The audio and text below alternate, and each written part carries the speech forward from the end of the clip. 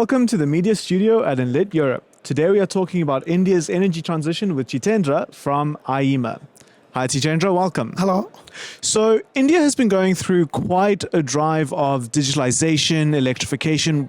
What can you tell us about the momentum behind this? So there are three basic enablers regarding massive electrification and utilization of IT in the power sector. The enablers are the government mission Power for All, highly skilled IT manpower in India, and the Indian government plan to adopt green energy to have more EVs to engage consumers.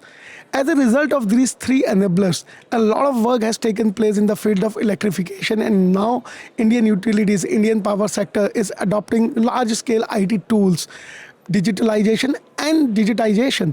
Government has plans to at least 35% renewable energy in next 5 years and total net zero energy in next 2 to 3 decades.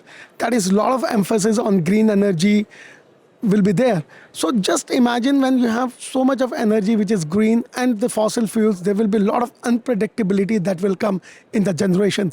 And when there is an unpredictability, the only way to become more predictable is use of more and more IT tools. With the use of more and more artificial intelligence and IT tools, you can predict better and serve the consumer better. For that, digitalization is the name of the game. So a lot of IT work is happening in the power sector in India. Speaking of tools, let's talk a bit about, let's focus on smart meters, AMI. There's been quite rapid deployment of this across the country. What more can you tell us about it? So India is going to have the largest AMI deployment in the world. So we have a very ambitious target of deploying 250 million smart meters in next 3 years. Ambitious, but definitely doable, and we have already started the journey. And by the time we deploy these 250 million smart meters, it will be even much more. But why do we need that? As I said earlier, that there will be a lot of unpredictability because of two reasons. Different level of generations and the consumer behavior. With the change of weather, the consumer behavior is changing, and with the consumer behavior, there will be a lot of unpredictability of the power usage.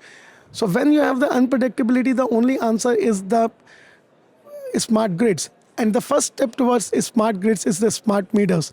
So we have already started this journey for the betterment of the electricity in India, for the betterment of our consumer, for the consumer engagement. And I think future belongs to the AMI deployment of India. All of this new clean tech coming online, and you mentioned smart grids.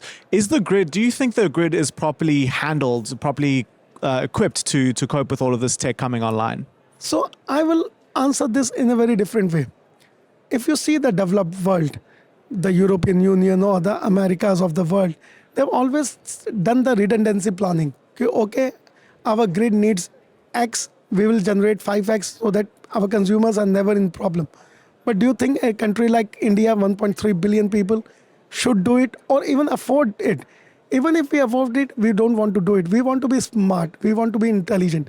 So once we have the smart grids, that is the reason our grids will be smart. A lot of IT tools will be used for these grids so that this redundancy we don't plan, we become more smarter so the consumer gets the electricity when it's needed.